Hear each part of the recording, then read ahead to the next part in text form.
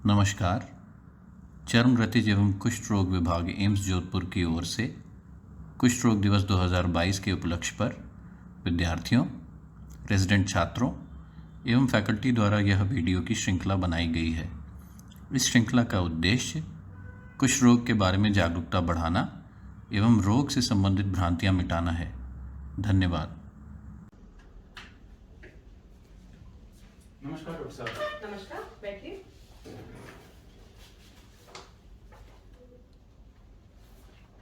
आपको जो लक्षण थे वो तो कुष्ठ रोग के ही थे, परंतु अभी जो जांच आई है उस पे कुष्ठ रोग की पुष्टि हो गई है। कुष्ठ रोग डॉक्टर साहब, ये तो बहुत खतरनाक बीमारी है। इसका इलाज तो संभव है ना डॉक्टर साहब? देखिए, आप बिल्कुल भी मत घबराइए, इसका इलाज पूर्ण रूप से संभव है। कुष्ठ रोग के लिए एक एमडीटी की दवाई आती है जो इसको लाल पत्ते की दवाई बोलते हैं, वो हम आपके लिए जल्द से जल्द शुरू कर देते हैं। बस आपको इस बात का ध्यान रखना है कि 6 से 12 महीने लगातार नियमित रूप से रोजाना आपको दवाई लेनी है। पर 6 से 12 महीने तो मेरा बहुत खर्चा हो जाएगा डॉक्टर साहब। नहीं, आपको कोई खर्चा नहीं होगा, क्योंकि भारत सरकार ने कुष्ठ रोगों के मरीजों के लिए दवाई मुफ्त में उपलब्ध कराई है। हमारे यहाँ एम्स में भी चर्म रोग विभाग में दवाई मुफ्त में उपलब्ध है। पर डॉक्टर साहब, क्या ये मेरे जो हाथों पैरों पे घाव हो गए हैं, क्या मैं ये आगे और ना हो, इनके लिए कुछ कर सकता हूँ? जी बिल्कुल। देखिए, आपको जो बीमारी है उसमें हाथों और पैरों में सुन्नपन होता है, तो मैं आपको कुछ चीजें बताऊंगा जिनका आपको ध्यान रखना है। जैसे आप जब भी किसी तरह की कोई गर्म, ठंडी या धारदार वस्तु को छुएंगे तो उससे पहले आपको दस्ताने पहन के रखने हैं। इसके अलावा आपको रोज अपने हाथों और पैरों की जांच करनी है।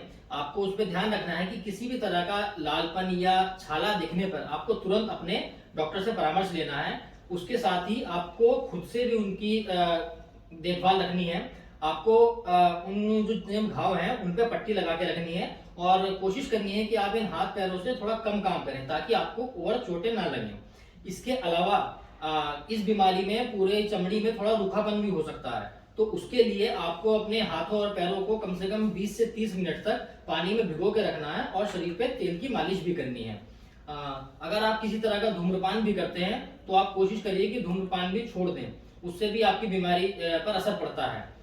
अगर इलाज ना लिया जाए तो इस बीमारी से हाथों और पैरों में कुछ तरह की विकृतियां भी हो सकती हैं, जैसे हाथ पैर टेढ़े मेढ़े हो जाना। तो हमारे पास कुष्ठ रोग के स्पेशलिस्ट डॉक्टर साहब हैं जिनके पास हम अभी आपको भेज रहे हैं, वो आपको दवाई भी समझाएंगे और अगर आपको ऐसे कुछ विकृतियां होती हैं तो वो उसके लिए कुछ कसरत भी बताएंगे। तो हम अभी लिख के दे देते हैं, आप उनके पास चले जाइए, वो आपको सब कुछ समझा देंगे। ये लीजिए। ये लीजिए। धन्यवाद। ठीक है। नमस्कार, मैं डॉक्टर अनुपमा बेंस, चर्म रति एवं कुष्ठ रोग विभाग एम्स जोधपुर से। आज इस वर्ल्ड लेप्रेसी डे के उपलक्ष्य पे मैं आपको लेप्रेसी यानी कुष्ठ रोग के इलाज एवं देखभाल के बारे में कुछ जरूरी बातें बताना चाहती हूँ। जैसा कि इस वीडियो में हमने देखा कि लेप्रेसी का इलाज पूर्णतः संभव है।